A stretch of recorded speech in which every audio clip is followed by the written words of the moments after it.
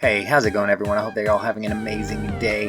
Today is the launch of Apex Legends Season 4, and at the time of recording this, the update isn't out on the PlayStation 4 yet, but the patch notes were just released. So I'm going to go over the patch notes in this video, and as you can expect, there are a lot of them, so bear with me because I'm just going to read them off as they are presented to me, but be sure to drop a like on this video if it helps you out, and let's get right on into it. Consumed by hate and obsessed with revenge, Revenant uses unnatural abilities to haunt his enemies and defy death. His passive is called Stalker. You crouch walk faster and His passive is called Stalker, and you crouch walk faster and can climb up walls higher. His tactical is called Silence, and it throws a device that damages and disables enemies' abilities for 10 seconds. And his ultimate is Death Totem. He drops a totem that protects users from death. Instead of getting killed or downed, you will return to the totem with X amount of health. 20 is the amount of health, I believe. Low profile, Revenant takes plus 5% damage, and that's because of his hitbox. So, moving on to the new weapon, which is the Sentinel Sniper Rifle. The Sentinel is a bolt-action sniper rifle, effective at medium to long range. If a player presses the fire select with the shield battery equipped, the Sentinel will consume the shield battery from your inventory and temporarily enters an energized state. While energized, the Sentinel fires projectiles that deal massive damage to shields. The projectiles use different VFX trails, and there is a unique energized firing sound, so all nearby players know that the Sentinel is firing these higher damage projectiles. The Sentinel has a limited amount of energy that decays slowly over time and loses a big chunk of juice for each shot. Once the energy runs out, the energized state ends. Moving on to the map update. So I'm not going to read any of that because it's all been read out in videos before. I'm just going to try to stick to information that is new. Some more information on the Planet Harvester. It says, with its large multi-level design, the Planet Harvester is unlike anything else on World's Edge. It brings exciting new gameplay options to the game. Weapon racks. These are guaranteed weapons placed on racks in small buildings of survey camp.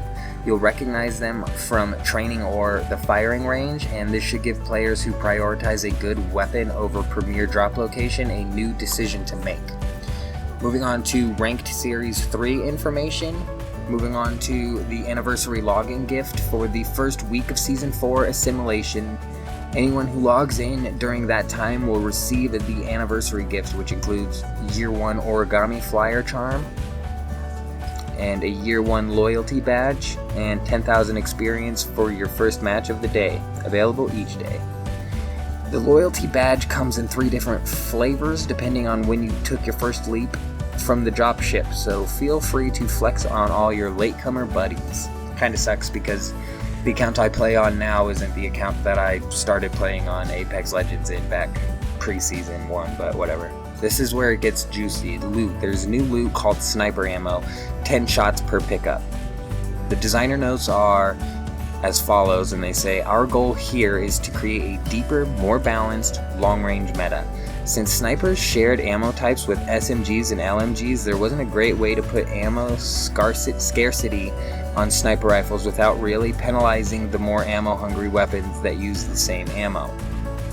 So for Season 4, we've added a new class of ammo that only applies to sniper rifles that we hope will have players being careful about the shots they take and limit how long they can pressure targets at long range before having to reposition. All snipers now take the new ammo type called Sentinel.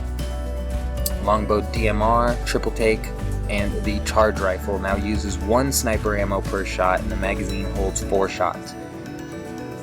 And there is a new attachment, and it's an extended magazine for sniper ammo.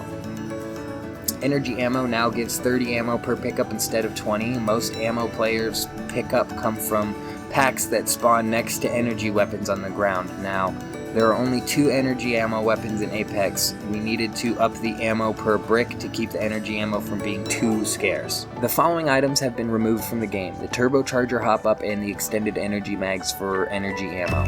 This change went out a little bit earlier than intended, but moving on to the gold backpack, there was a UI update to better convey to the player when they are using or being revived with the perk.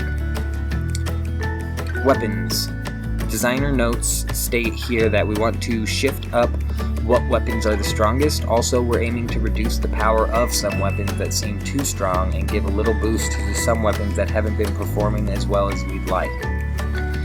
There was an update to the iron sight's accuracy. Apex guns move around subtly, while ADS, they rotate and sway as you move your aim. They bob up and down and side to side while moving, etc. We have a special tech that makes sure the reticle on the optics stays centered even as the gun moves around a bit. However, until Season 4, the iron sights on weapons didn't have this tech. That meant that iron sight reticles could move around with the weapon and actually be slightly inaccurate. With Season 4, we have updated most of the weapon's iron sights to properly stay centered now. Not all iron sights are upgraded yet, but we will be updating the remaining weapons as this season progresses. The weapons that will be updated for Season 4 are Longbow DMR, Triple Take, Charge Rifle, Sentinel Sniper Rifle, Havoc, R301, Flatline, Spitfire, R99, Alternator, Mozambique, Mastiff, RE45, and the Wingman. Then the G7 Scout, the G7 Scout has been moved from a sniper class to the assault rifle class. It now only accepts AR optics and attachments, including barrel stabilizers and stock. It still accepts the double tap hop up. It contributes to progress for stats/challenges for ARs moving forward, and reduced the fire rate of 4.5 to 4, increasing the time between shots for double tap from 4.25 to 4.75, and they fixed a bug where the G7 had 0 ADS air spread, making it the only gun that was perfectly accurate on ziplines, etc. The L-Star has been changed as well, and they say that the L-Star is no longer a crate weapon and can now be found around the map. Uses energy ammo. Reloading has been removed, and the L-Star will overheat after sustained fire, so best to fire in short bursts to manage overheating and recoil. Damage reduced per shot from 19 to 18, and the rate of fire decreased from 12 to 10. Less horizontal view kick when the weapon fires. This might be big, yo. This might actually make the L-Star a really good weapon to use. The Devotion has been changed as well. The designer notes are the Devotion was chosen to go into the crate for a couple of reasons. Mainly, it is an energy ammo LMG, and so is the L-Star. Data shows us that a fully kitted Devotion is actually one of the strongest weapons in the game and could work at crate power level, and has been removed from the normal loot pool and now is a crate weapon. And its magazine size is 54, total ammo stock is 162, and it comes equipped with the turbocharger functionality. Dang, man, that's actually a weapon that you probably are going to want to pick up from a crate, so... Moving on to the Havoc, the designer notes for this are with the removal of turbocharger, we wanted to buff the base Havoc. Most notably, we are reducing horizontal recoil and making it easier to control.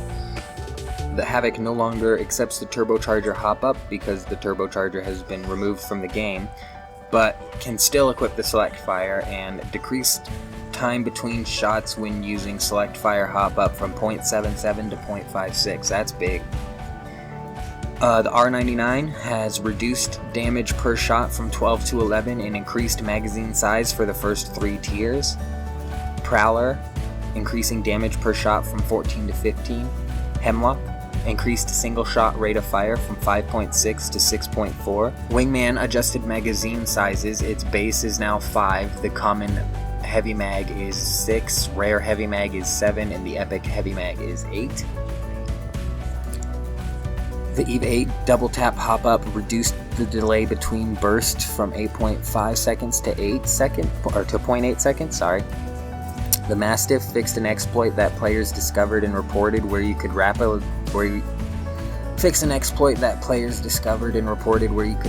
fire the Mastiff. Gold weapons update. The following will be the new set of gold weapons for Season 4: Havoc, P2020, Sentinel, Prowler, and R301.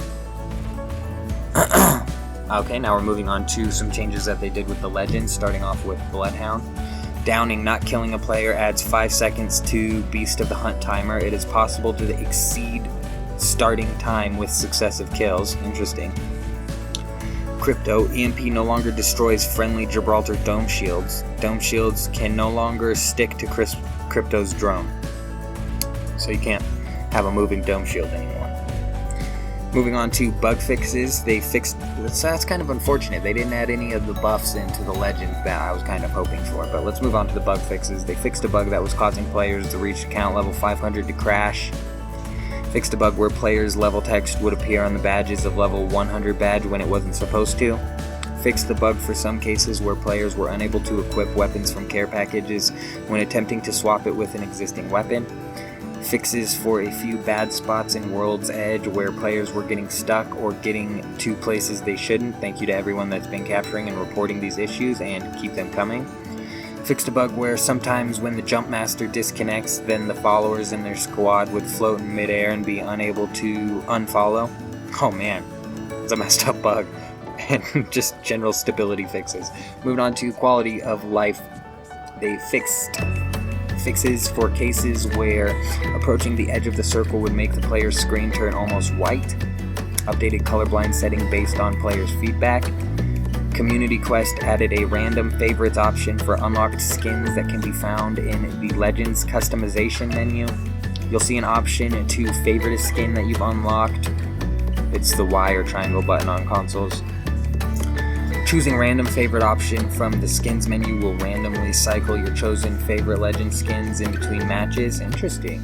Increase the timer for when you can still be credited for an assist after dealing damage from 5 seconds to 7.5 seconds. That's awesome. There was definitely some times I didn't realize that it was on a timer, but there was definitely some times I was like, I did some damage and should have gotten an assist, especially in competitive mode. Every single point counts. But moving on. They nerfed the roller that falls from the loot drone, reduced the damage, decreased the radius of splash damage, and updated the visual effects to the explosion for better visibility.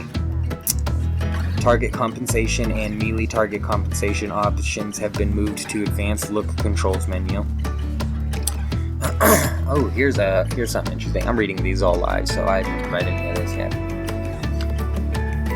Here's something interesting though. Penalties and loss forgiveness in ranked mode. There are some changes coming to loss forgiveness to reduce abuse of the system. Loss forgiveness is when a teammate leaves or fails to connect, is unchanged, and is working as intended. We will be limiting the RP loss forgiveness when you leave once per day. If you exceed once per day more than 3 times per ranked series, you lose all forgiveness for the remainder of that series. Once these limits are reached, the player will no longer receive RP loss forgiveness when abandoning a match, regardless of the reason for quitting. We will continue to display prompts that will alert you that leaving will count and now will alert you when you are about to run out of loss forgiveness games. The scaling penalties are the same as last series. Players crashing with the DXGI_error_device_hung. Some players are experiencing an issue where Apex is crashing with that error message. We are working closely with NVIDIA to determine the cause of the issue and provide gamers a solution.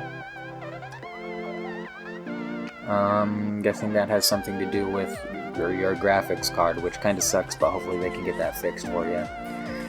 Matchmaking update. With this patch, we'll be pushing out changes globally to matchmaking that we've been testing in specific regions. We're well aware that this has been a contentious topic among the players and there's been some misinformation out there, so just to be clear, skill-based matchmaking has existed in Apex Legends since launch and we'll be continuing to improve it over time.